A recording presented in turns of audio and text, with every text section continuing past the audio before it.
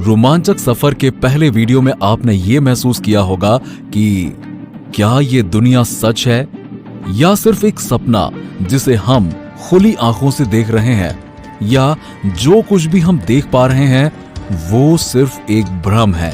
कुछ ऐसे ही सवाल आपके दिमाग में भी उठे होंगे इस कड़ी का पहला वीडियो देखकर। तो जारी रखते हैं अपना ये रोमांचक सफर और पेश है आपके लिए इस कड़ी का दूसरा मजेदार वीडियो।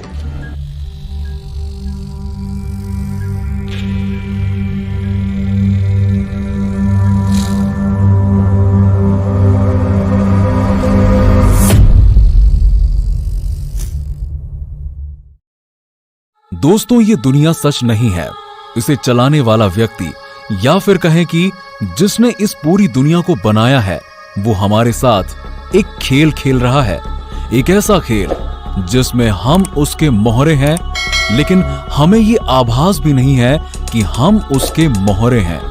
एक ऐसा खेल जिसमें वो अपनी मर्जी से हमें चलाता है, लेकिन हमें लगता है कि नहीं, हम खुद की मर्जी से चल रहे हैं। लेकिन दोस्तों, ये सच नहीं है। चौंकने की जरूरत नहीं है, क्योंकि बिल्कुल ऐसा ही लिखा हुआ है सनातन हिंदू धर्म ग्रंथों में, और वो सभी वैज्ञानिक प्रयोगों के आधार पर सच भी साबित हो रहा है, जिसे आज वैज्ञानिक सिद्ध करने में लगे हुए हैं। वो सब आज से हजारों साल पहले ही सनातन धर्म में लिखा जा चुका है। हिंदू धर्म के आधार ग्रंथ उपनिषदों में कहा गया है कि ये संसार जैसा दिखता है, दरअसल ये वैसा नहीं है। हमें और इस संसार को एक कंप्यूटर सॉफ्टवेयर की तरह प्रोग्राम किया गया है। जो कुछ भी हम कर रहे हैं या जो कुछ भी हम पहले कर चुके हैं और जो आगे भविष्य में हम करने वाले हैं, वो सब तो पहले से ही तय है। इस बात को कठोपनिषद के प्रथम अध्याय के 13वें श्लोक में इस तरह से बताया गया है कि जो कुछ भी हुआ है तथा जो कुछ होने वाला है, उन सभी का शासक वही है, वही आज भी है और वही आगे भी होने वाला है।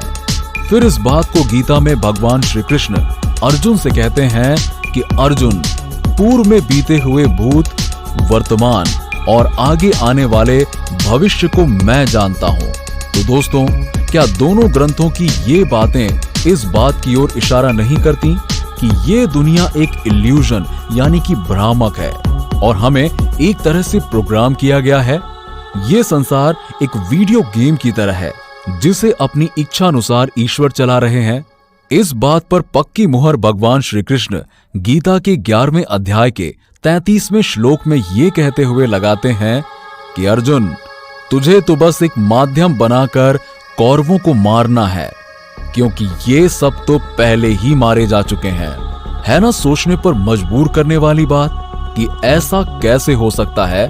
जो कौरव अर्जुन की आंखों के सामने थे वो पहले ही मारे जा चुके हों, और जब वो पहले ही मारे जा चुके थे तो युद्ध के मैदान में अर्जुन के सामने कौन खड़े थे? ये सब एक भ्रम है कि हम जीवित हैं या हम स्वयं अपना संचालन कर रहे हैं। लेकिन गीता में जब भगवान श्री कृष्ण अर्जुन को अपना विराट रूप दिखाते हैं, तब अर्जुन तो कुछ और ही देखता है और कहता है कि भगवान, मैं देख पा रहा हूं कि कौरवों की सेना हमारी सेना को, कौरवों के सेनापति और हमारे सेनापति को सब के सब अपने काल रूपी मुख में समा रहे हैं। उनमें से कुछ तो आपके दांतों के बीच में आने से पिस भी गए हैं। दोस्तों, क्या आपको ये नहीं लगता कि सच्चाई कुछ और ही है, या हमारा भविष्य पहले ही लिखा जा चुका है, बस सही समय का इंतजार किया जा रहा है? क्या आपको ये नहीं लगता कि हमारी आंखों से सच को छिपाया जा रहा है? सच क्या है कोई नहीं जानता और ना ही जान सकता है। ऐसा भी भगवान श्री कृष्ण गीता के 7वें अध्याय के 14वें श्लोक में कहते हैं कि अर्जुन, जो सच्चाई तुम्हें दिखाई दे रही है और जिसे तू सच मानकर देख रहा है, वो मेरी माया है और इसे समझ पाना काफी मुश्किल है। ये कह सकते हैं कि असंभव है। गीता की माने तो ये सारा संसार एक भ्रम है। यहाँ क्या सच है और क्या झूठ, इसे हम कभी तय नहीं कर सकते और शायद कभी कर भी ना पाएं, क्योंकि जिस सच्चाई के छिपे सच का पता हम लगाना चाहते हैं वो तो स्थिर है ही नहीं। उसकी प्रकृति के बारे में ईशावायोपनिषद के पहले अध्याय के 5वें श्लोक में बताया गया है कि वो परमेश्वर चलाते भी हैं और नहीं भी चलाते। एक ही समय और एक ही काल में उनके गुण प्रकृति विपरीत हो सकती है। जब सच्चाई एक व्यक्ति के लिए अलग और दूसरे व्यक्ति के लिए अलग हो तो क्या आपको लगता है कि हम उस सच्चाई का कभी पता लगा पाएंगे? इस बात को वैज्ञानिकों ने अपने प्रयोगों के माध्यम से लैब में स्पष्ट भी किया है कि इलेक्ट्रॉन एक ही समय में दो अलग अलग विपरीत गुणों को प्रदर्शित करता है। इसके बारे में विस्तार से चर्चा हम अगले वीडियो में करने वाले हैं। ये बिल्कुल ऐसा है कि सच है भी और नहीं भी। आप जीवित हैं भी और नहीं भी। आप जीवित हैं भी और नहीं भी। आप अपनी इच्छा से कुछ करने की सोच रहे हैं और नहीं भी।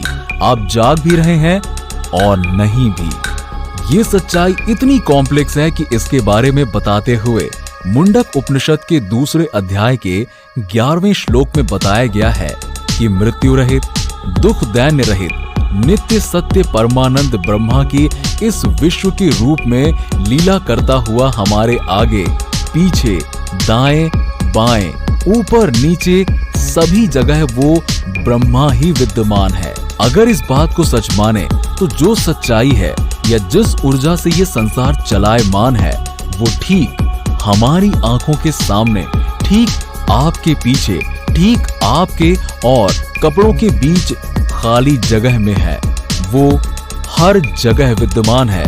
इस बात को भी अब वैज्ञानिक मानने लगे हैं कि इस ब्रह्मांड को चलाने के लिए जिस अनंत ऊर्जा की आवश्यकता होती है वो हमारे चारों ओर विद्यमान है।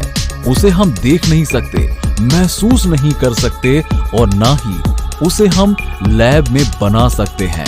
लेकिन बिना उस अनंत ऊर्जा के ये ब्रह्मांड चल ही नहीं सकता। ये तो सिर्फ कुछ ही बातें थी। अगर सभी हिंदू धर्म ग्रंथों से विज्ञान की कड़ियों को खोजा जाए तो इसके लिए हमें दूसरा ही चैनल बनाना होगा। जब कुछ श्लोकों में ही इतना गूढ़ रहस्य छिपा हुआ है और जिस प्रकार ये सभी बातें जिस तरह से आज वैज्ञानिकता के पैमाने पर खरी उतर रही हैं, तो क्या आपको लगता है कि हिंदू धर्म ग्रंथ पूर्ण वैज्ञानिक शोध करने के बाद लिखे गए हैं? आप हमें अपना जवाब नीचे कमेंट सेक्शन में कमेंट करके जरूर बताइए। और एक और सवाल आपके लिए, वो पदार्थ या ऊर्जा कौन सी है जो इस ब्रह्मांड को चलाने में सहायक है? इस सवाल का जवाब मिलेगा आपको इस रोमांचक सफर के अगले वीडियो में। तब तक आप अंदाजा लगाइए कि आखिर कौन सा है वो पदार्थ। और जब आपको उस चमत्कारी पदार्थ का नाम पता चल जाए तो हमें नीचे कमेंट बॉक्स में कमेंट करके जरूर बताइए। तब तक जुड़े रहिए हमारे चैनल के साथ और हाँ, सब्सक्राइब करना ना भूलिए।